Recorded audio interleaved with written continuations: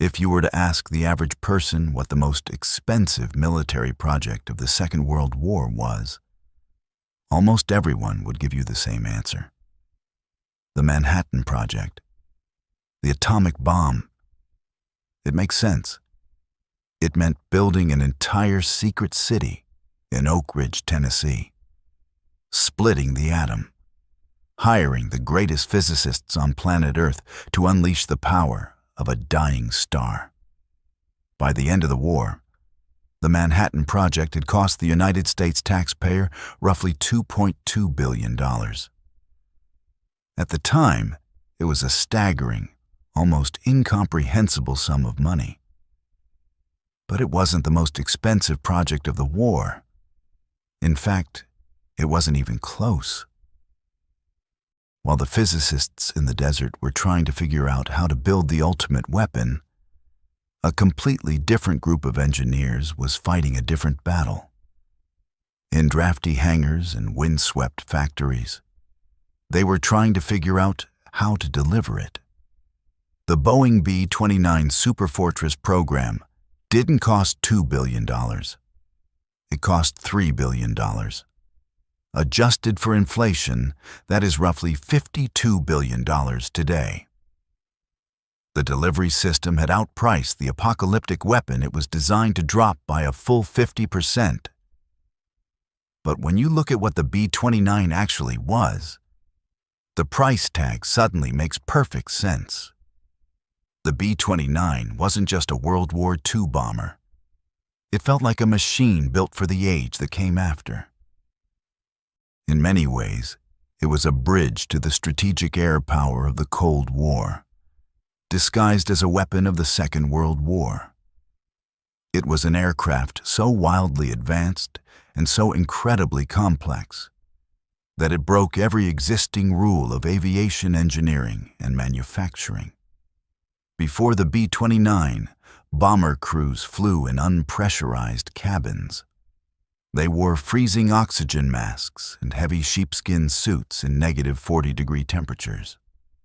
And they manually aimed machine guns out of open windows. The B-29 threw all of that into the garbage. It introduced fully pressurized cabins where crews could fly in their shirt sleeves. It introduced analog computers that automatically calculated wind speed, gravity, and the velocity of enemy fighter planes to fire remote-controlled turrets. It introduced aerodynamics that had never been tested on an aircraft of its size. And perhaps most miraculously, the United States built almost 4,000 of them with a workforce made up largely of farmers, housewives, and people who had never even held an industrial rivet gun in their lives. This isn't just the story of the plane that ended the war in the Pacific. This is the story of how American industrial might, unlimited funding, and raw engineering brilliance rewrote the laws of aviation forever. To understand why the B-29 had to be so revolutionary, you have to understand the terrifying geographic reality the United States faced in the late 1930s. In 1939, long before the attack on Pearl Harbor, General Hap Arnold, the visionary commander of the Army Air Corps, looked at a map of the Pacific Ocean and saw a chilling truth. The pride of the American bomber fleet, the B-17 Flying Fortress, was already obsolete. The B-17 was a magnificent machine for the skies over Europe. But the Pacific theater was a different monster entirely. The distances between islands were vast. If the United States ever had to fight a war against the Empire of Japan, they would need to launch bombing raids from bases thousands of miles away from the Japanese mainland. The military issued a requirement for a super bomber. The specifications read like a science fiction novel for 1939. The Army wanted a plane that could carry up to 20,000 pounds of bombs. They wanted it to fly at speeds exceeding 350 miles per hour. And most importantly, They wanted it to have a combat range of over 2,600 miles. At the time, no airplane on Earth could do all of these things at once.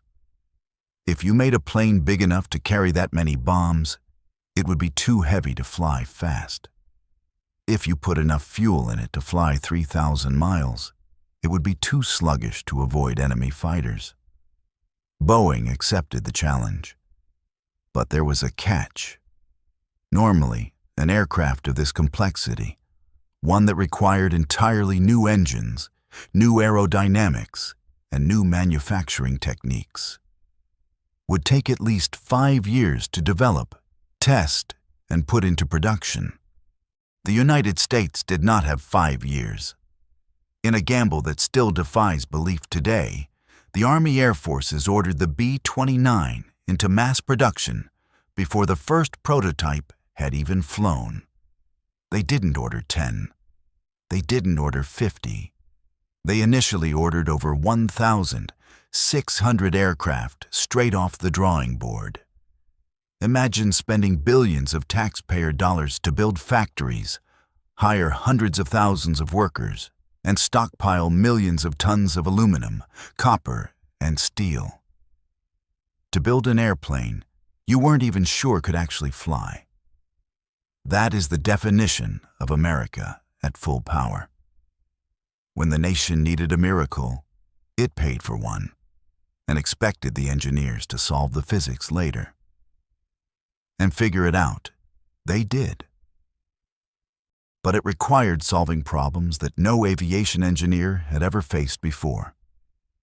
The first massive hurdle was altitude. To avoid Japanese anti-aircraft fire and interceptors, the B-29 needed to fly incredibly high, up to 31,000 feet.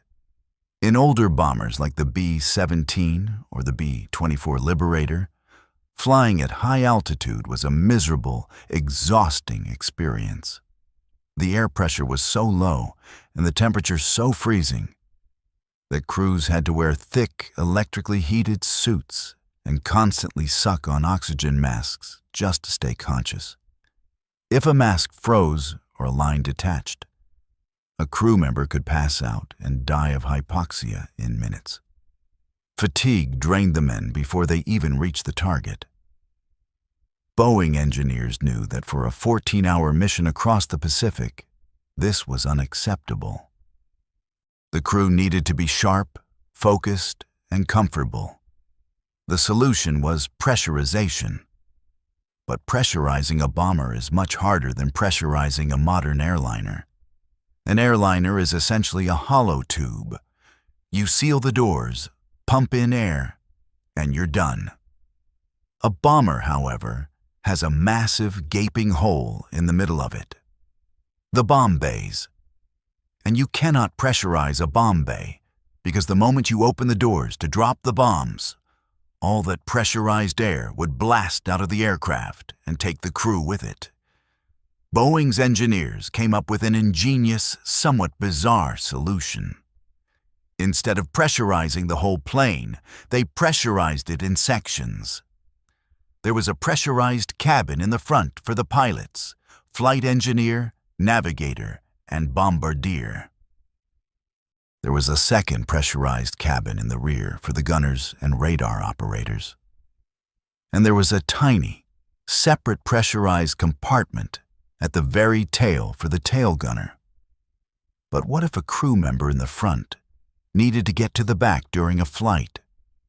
To solve this, Boeing ran a long, narrow pressurized tube directly over the unpressurized bomb bays. It was a crawlway 35 feet long and just 34 inches wide, connecting the front and rear cabins. Crew members literally had to crawl through this padded tunnel on their hands and knees while flying at 300 miles per hour, 30,000 feet above the Pacific Ocean. It was claustrophobic, but it worked flawlessly.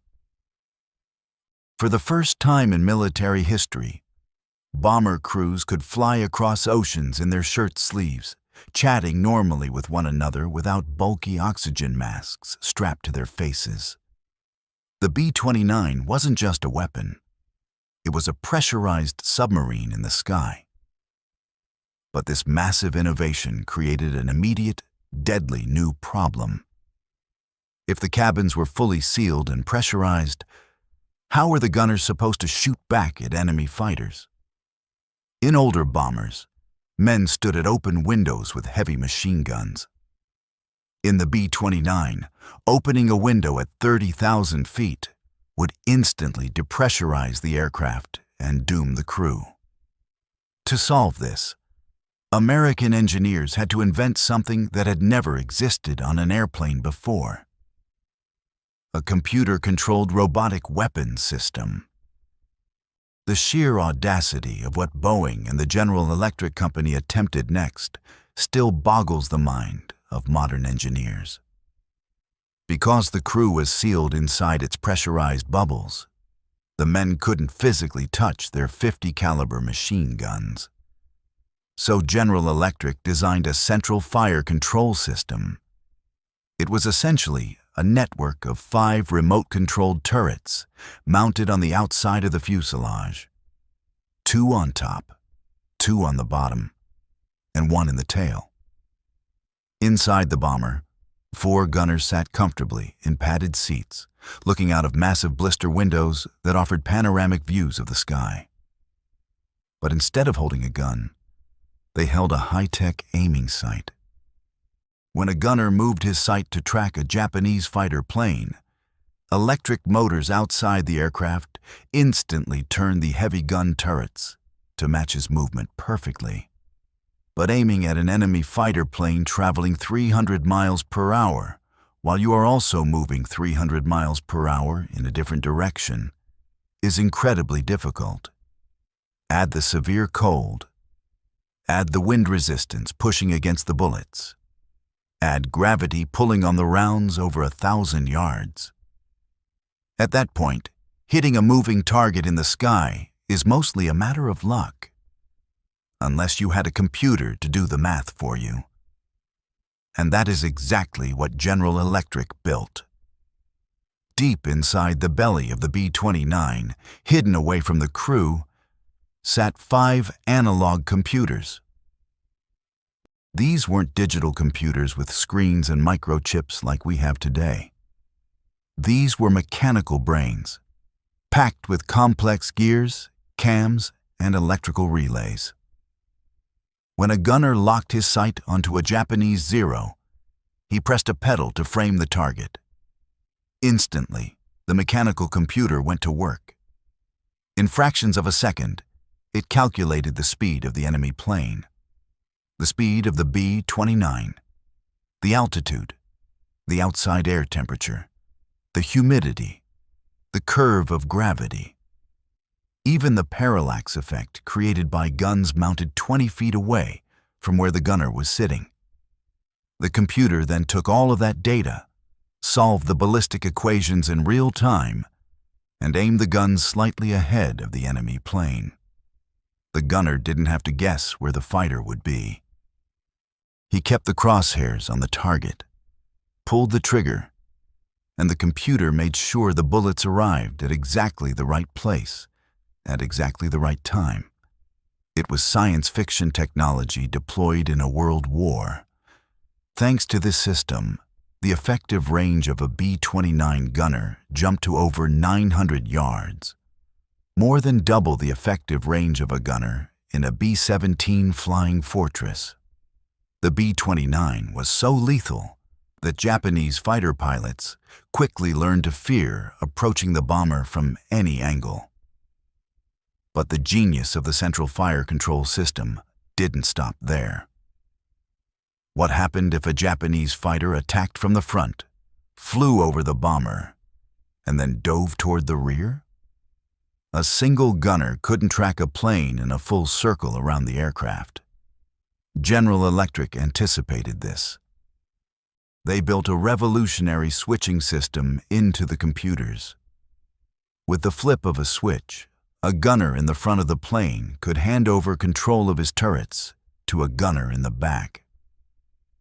And if the master gunner in the top rear blister saw a major attack forming on one side of the aircraft, he could override the other gunners, take command of every turret, and unleash a devastating wall of .50 caliber fire at a single target.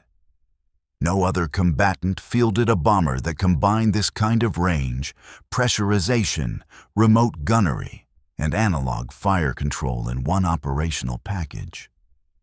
It was a distinctly American triumph of engineering, funded by an immense budget and driven by a desperate need to win the war.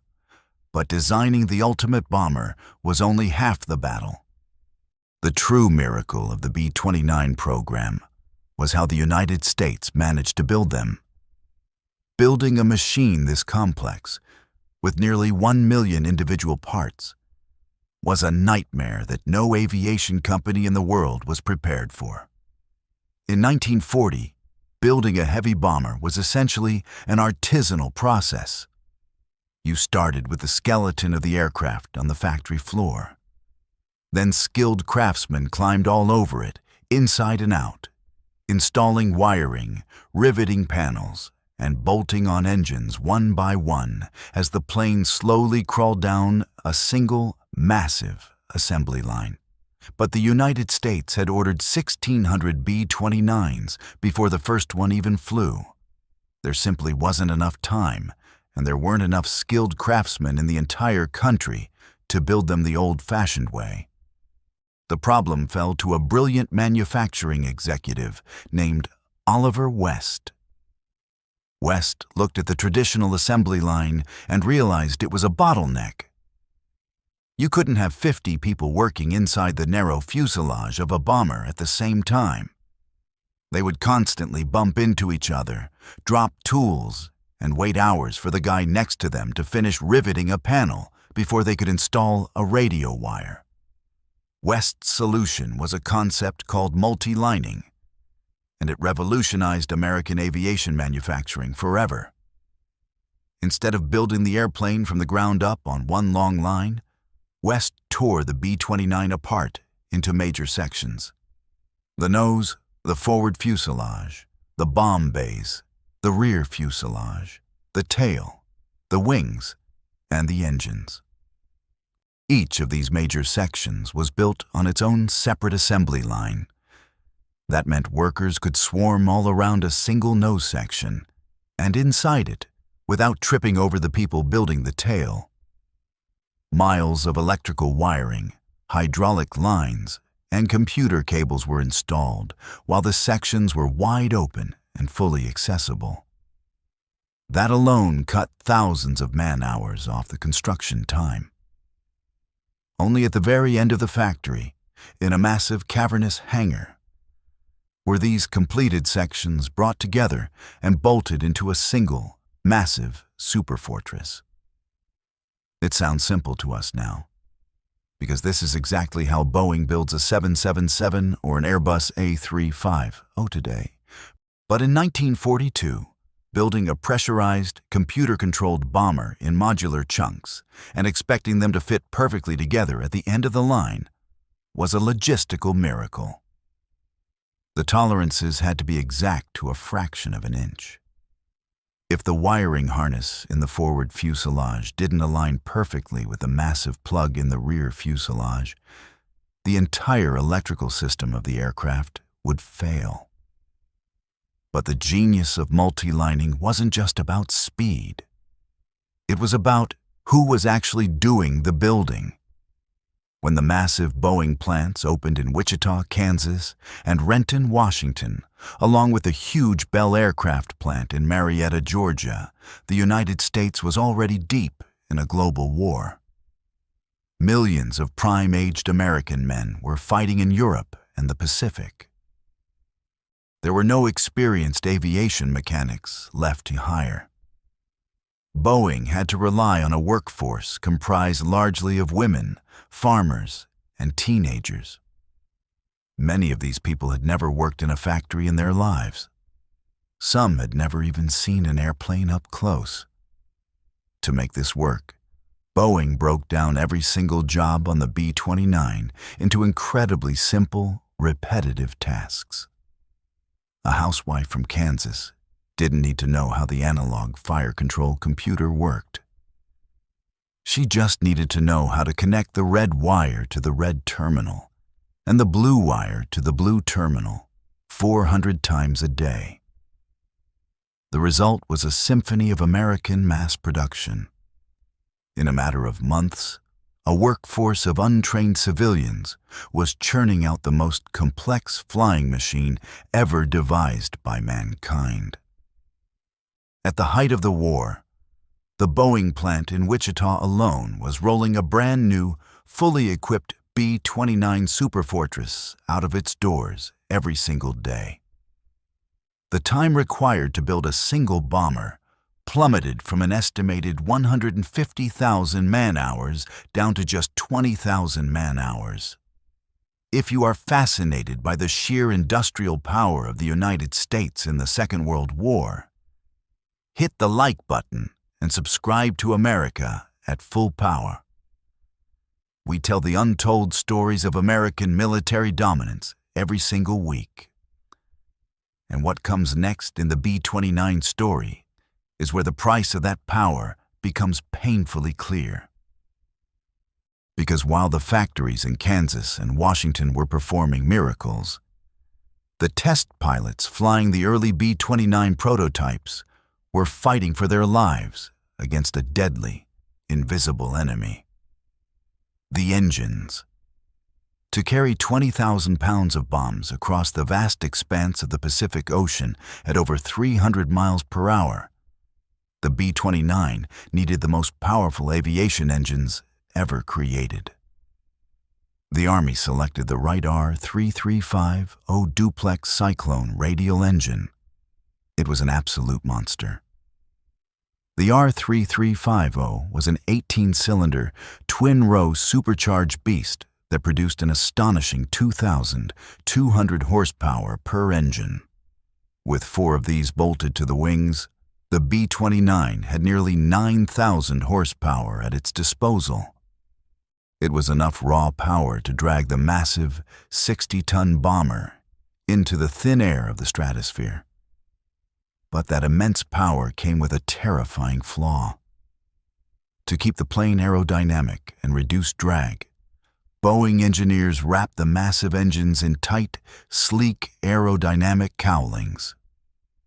Because the engines were air-cooled, air had to flow into the front of the cowling, passed over the hot cylinders, and exit out the back to keep the metal from melting.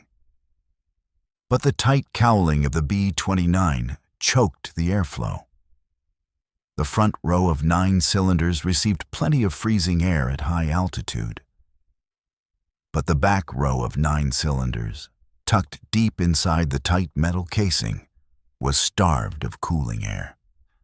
As the pilots pushed the throttles forward to climb into the stratosphere, the rear cylinders began to superheat. The temperature inside the engine would spike to over 500 degrees Fahrenheit. At that extreme heat, the exhaust valves in the upper cylinders began to warp and fail.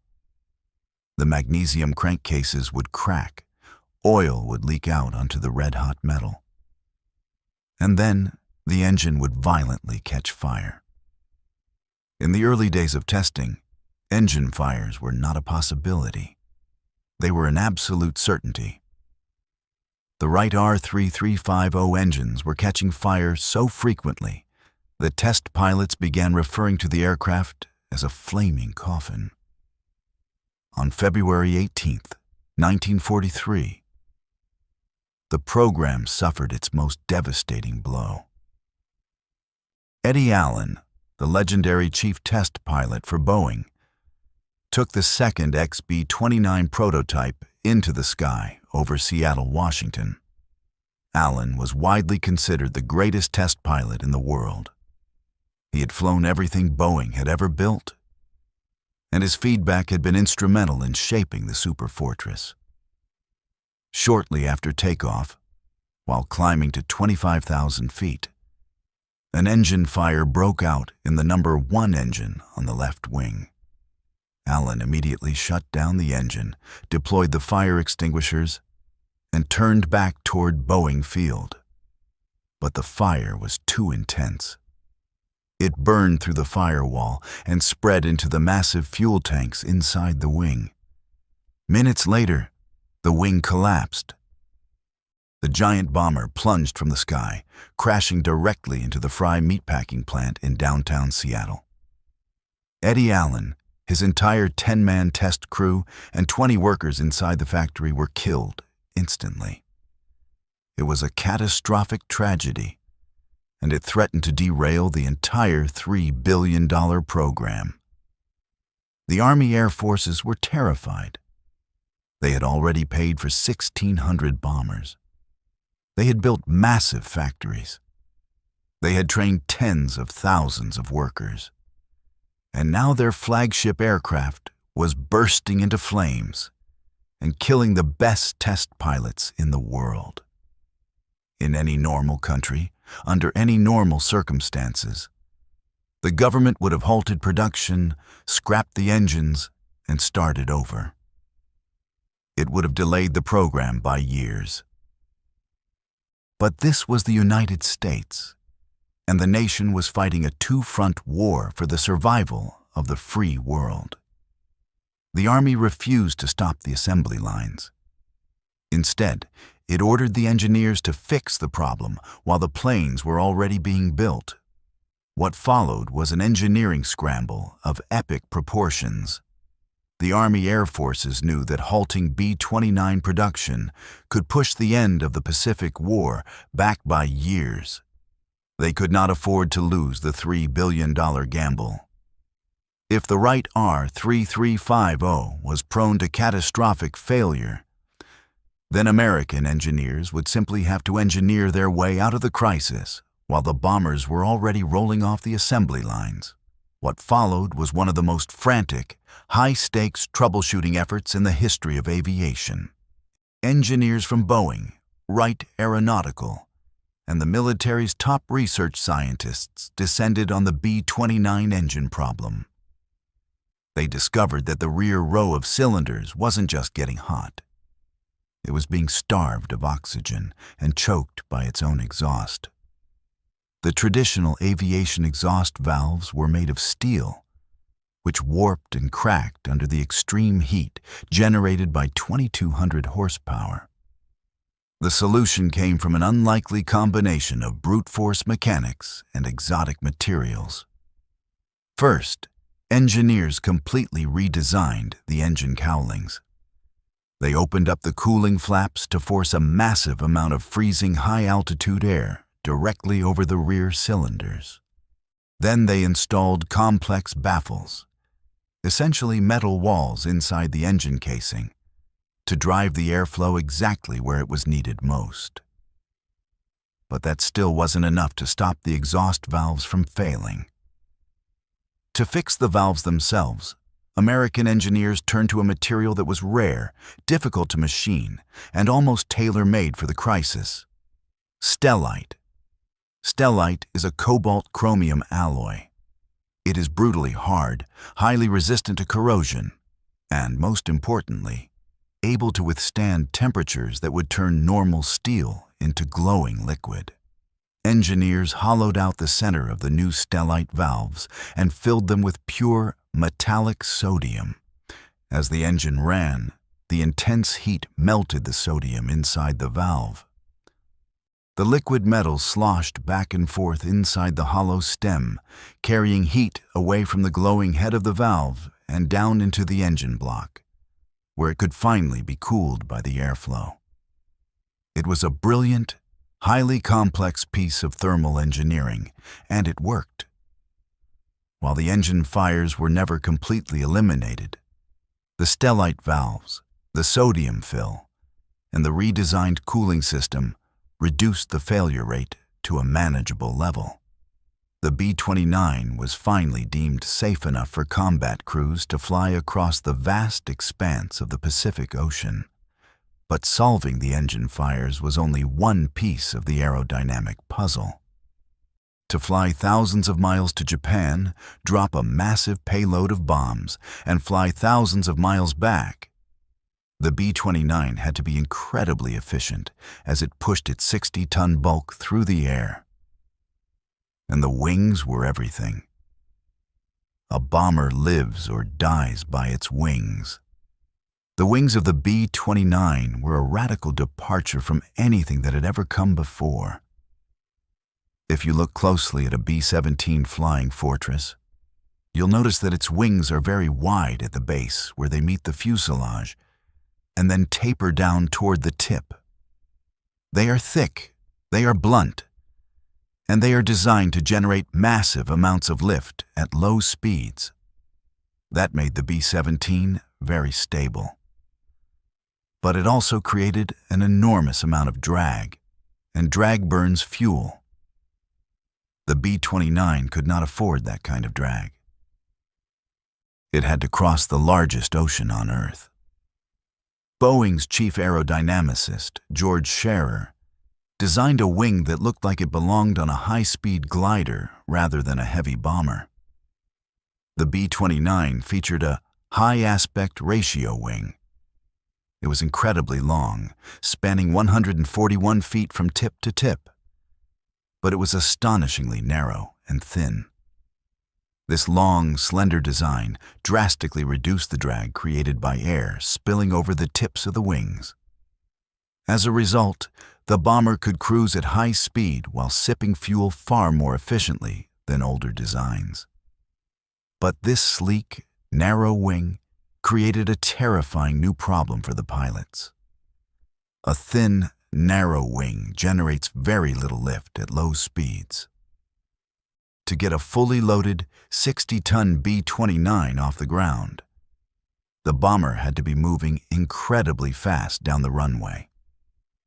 And when it came time to land, the aircraft had to approach at speeds that were dangerous for a machine of its size. If a B-29 tried to land at the slow, comfortable speeds of a B-17, the thin wings would stall. The airplane would drop out of the sky like a rock, and the crew would be killed instantly. To fix this, Boeing had to invent another technological marvel: the Fowler flap. The Fowler flaps on the B-29 were absolutely massive. When the pilot prepared to land, these huge metal surfaces didn't just hinge downward like the flaps on a standard airplane. They actually rolled backward out of the wing, extending the total surface area of the wing by nearly 20%. When deployed, those flaps grabbed the air and generated an enormous burst of temporary lift. That allowed the giant bomber to slow to a manageable speed of around 125 miles per hour just before touchdown. And the moment the wheels hit the runway, the same flaps acted like air brakes, helping stop the 60-ton behemoth before it ran out of concrete. The high-aspect ratio wing, combined with the Fowler flaps, was a masterpiece of aerodynamic engineering. It is the exact same aerodynamic principle that is used on every single modern commercial jet airliner flying today. The B-29 was proving, piece by piece, that the laws of aviation had officially been rewritten by American engineering. By early 1944, the pieces were finally falling into place. The pressurized cabins were sealed. The analog fire control computers were tracking targets. The modular assembly lines in Kansas and Washington were churning out perfectly matched sections. The stellite exhaust valves were keeping the engines from melting, and the massive Fowler flaps were keeping the thin wings in the air. The United States had successfully gambled $3 billion on an impossible machine. The Superfortress was ready for war. But the final test of the B-29 program would not happen in an engineering laboratory or over the skies of Seattle. It would happen over the burning cities of the Japanese Empire. And it would happen under the command of a man who understood the brutal mathematics of modern warfare better than almost anyone in the United States military. Major General Curtis LeMay. When the first combat-ready B-29 Superfortresses arrived in the Pacific Theater in the summer of 1944, the United States Army Air Forces expected them to win the war the same way the B-17 had fought in Europe. High altitude, daylight, precision bombing. The plan was simple. Fly at 30,000 feet, far above Japanese anti-aircraft guns and fighter planes. Use the Norden bomb sight to drop high-explosive bombs directly onto Japanese aircraft factories and steel mills. Then let the pressurized cabins and computerized gun turrets protect the crews on the long flight home to bases in China and the Mariana Islands. But when the massive bombers actually reached the skies over Japan, they encountered a phenomenon that no engineer in Boeing's wind tunnels had ever predicted. The jet stream. At 30,000 feet over the Japanese home islands, the B-29s flew directly into winds that often exceeded 200 miles per hour. These massive rivers of air were not yet fully understood, and they were certainly not properly accounted for by American planners. Fly into the jet stream, and the bomber's ground speed dropped to a crawl. Fly with it, and the aircraft shot across the sky so fast that bombardiers struggled to keep the target in their sights. Worse, the extreme winds scattered the bombs miles away from the intended targets. The high-altitude precision bombing campaign, which the $3 billion airplane had been specifically designed to execute, was a massive, expensive failure. By early 1945, the military brass in Washington was furious. They had spent more money on the B-29 than on the atomic bomb, and the results were abysmal. Enter Major General Curtis LeMay. LeMay was a brutal, pragmatic tactician who had cut his teeth flying B-17s through the deadly flak barrages of Germany. When he took command of the 21st Bomber Command in the Marianas, he stopped looking at the B-29 as a high-altitude precision instrument. He looked at it as a massive, heavy-lift delivery truck. LeMay realized that the Japanese aviation industry wasn't concentrated in massive concrete factories like in Germany. Much of it was dispersed throughout densely packed residential neighborhoods built of wood and paper. And he knew that the Japanese lacked effective night fighter defenses and radar-guided anti-aircraft guns. So, LeMay made one of the most controversial and devastating tactical decisions in the history of warfare. He ordered his crews to stop flying at 30,000 feet during the day. Instead, he ordered the B-29s to fly at night. And he ordered them to fly low, 5,000 to 8,000 feet. To maximize payload, LeMay ordered the mechanics to strip the B-29s of almost all their defensive armor and ammunition. He even had the computerized General Electric gun turrets removed from many of the planes, leaving only the tail gunner to watch for fighters in the dark. By stripping thousands of pounds of weight from the aircraft and flying at lower altitudes where the engines burned less fuel, the B-29s could carry a staggering amount of ordnance. And LeMay did not load them with high explosives.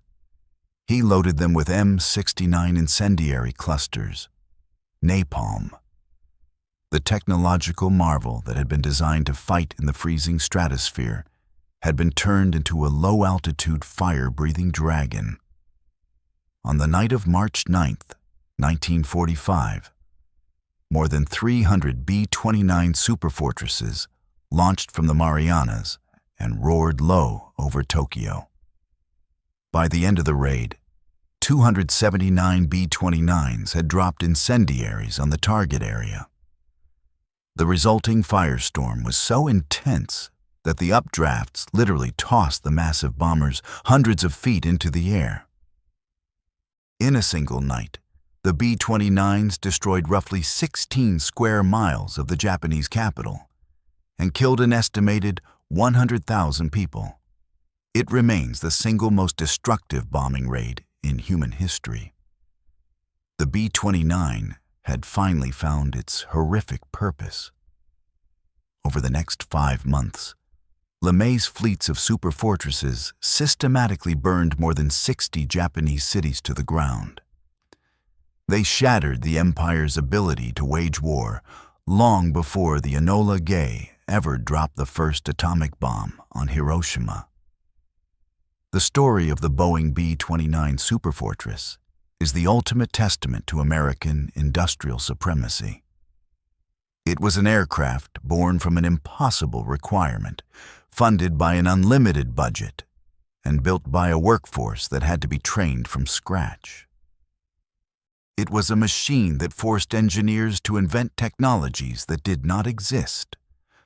Pressurized cabins for mass transit, analog computers capable of solving ballistic equations in real time, modular assembly lines that became the global standard for heavy manufacturing.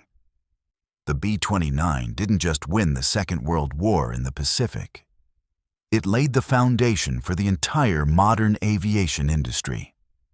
Every time you board a pressurized jet airliner, you are trusting your life to the engineering breakthroughs that were bought and paid for by the $3 billion gamble of the Superfortress program. It was the peak of wartime innovation, a terrifyingly beautiful machine that proved what a nation can achieve when it operates at full power. But the firebombing of Tokyo and the systematic destruction of the Japanese industrial base was only one part of the B-29's destiny. While Curtis LeMay was turning the night skies over Japan into an inferno, a separate and highly classified operation was unfolding back in the United States. The Manhattan Project had successfully built the atomic bomb. But the physicists at Los Alamos had a massive logistical problem. The weapons they had designed were enormous. The uranium bomb, codenamed Little Boy, weighed nearly 10,000 pounds and was 10 feet long. The plutonium bomb, codenamed Fat Man, was even worse. It weighed almost 11,000 pounds and had a massive, bulbous diameter of 60 inches. There was only one American bomber already in frontline service that could realistically be adapted to carry weapons of this size and weight over a distance of roughly 2,000 miles. The Boeing B-29 Superfortress. But a standard production B-29 rolling off the assembly line in Kansas could not carry an atomic bomb. Its bomb bays were divided into 2 separate sections, forward and aft, separated by the massive wing spar running through the center of the fuselage. Neither bay by itself was long enough to hold Little Boy, and the standard bomb racks were not strong enough to support the concentrated weight of a single 5-ton weapon. If they tried to hang a 10,000-pound bomb on a standard B-29 rack, the sheer weight could tear the rack straight out of the aircraft's ceiling during violent turbulence on a combat flight. The military needed a radically modified version of the Superfortress. They called it Project Silverplate. Under the strictest veil of secrecy, a select group of engineers began taking brand new B-29s and tearing them apart. The first and most crucial work centered on the bomb bay itself.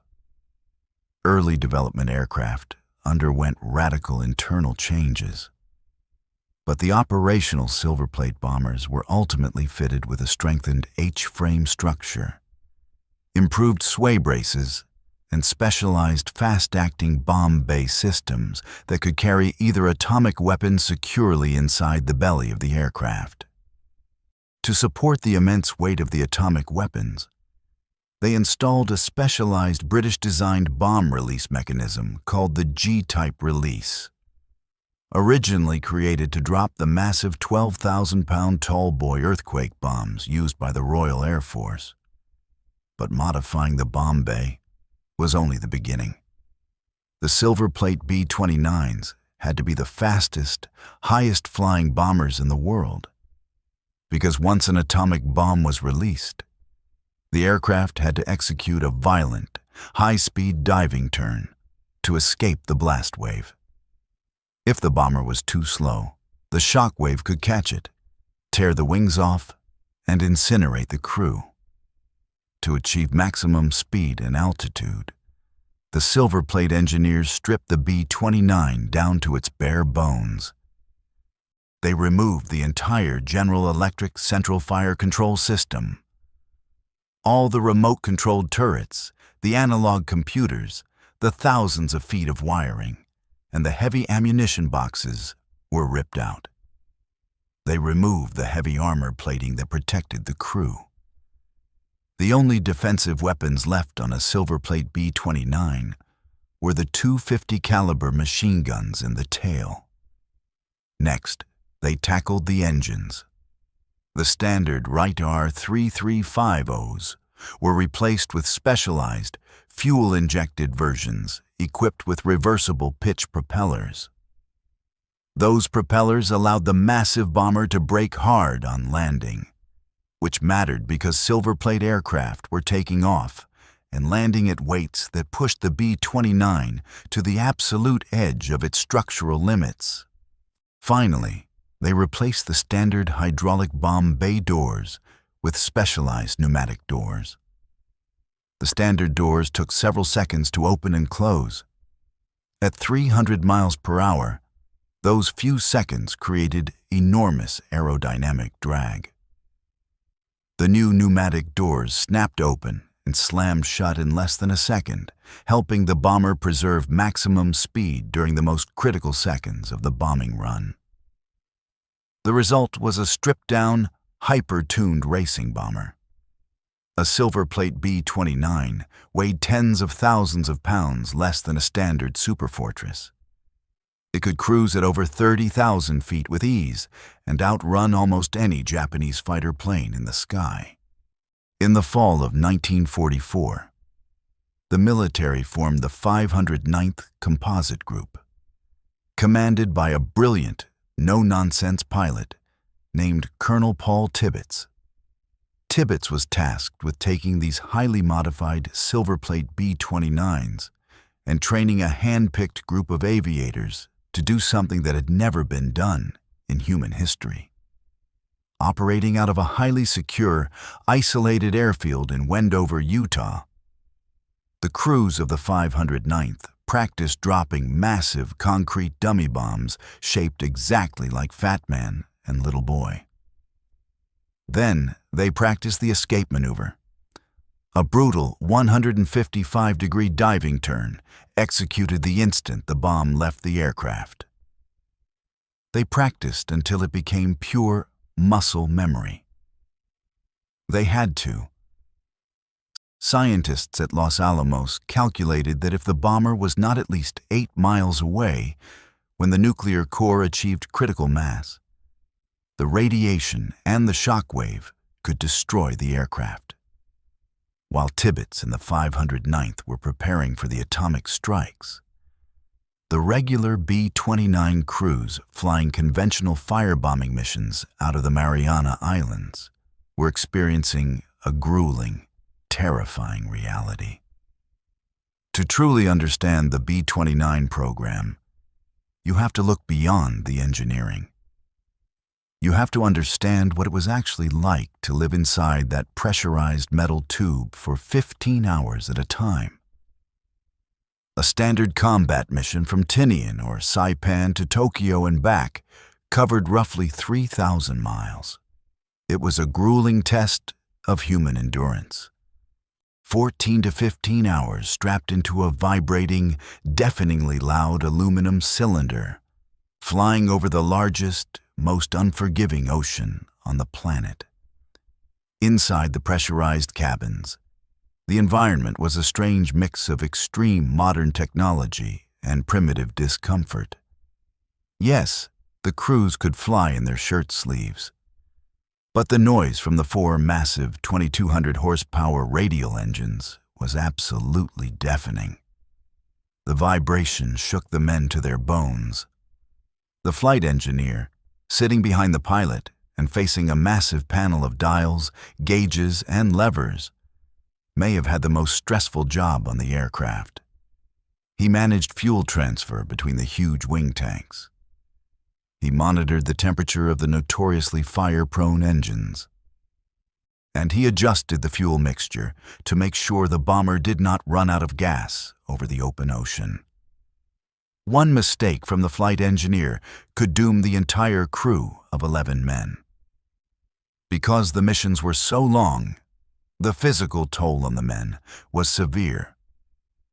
The B-29 offered a few basic comforts, including a small electric hot plate for cans of soup and a primitive chemical toilet in the unpressurized rear section. But mostly, the men survived on sandwiches, coffee from a thermos, and adrenaline. But the greatest fear of a B-29 crew wasn't Japanese fighter planes or anti-aircraft flak. It was the Pacific Ocean. If a bomber was severely damaged over Japan, or if an engine caught fire on the way home, the crew faced the terrifying prospect of ditching in the open sea. The B-29 was a massive, heavy machine. It was not designed to float.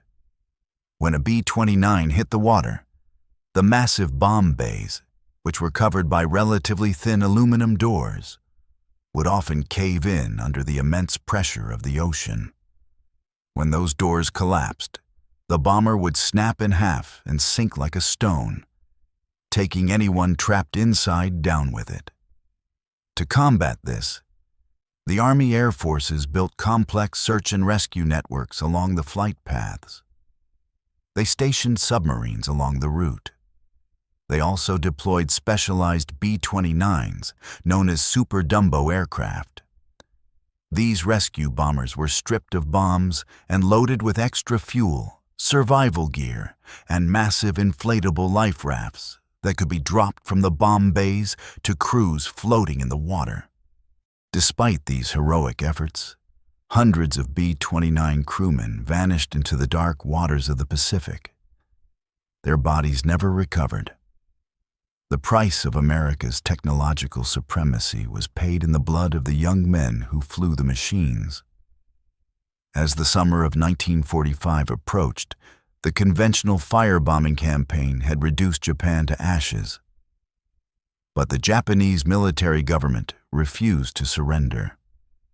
They were preparing millions of soldiers and civilians to fight a suicidal defense of the home islands against the impending American invasion.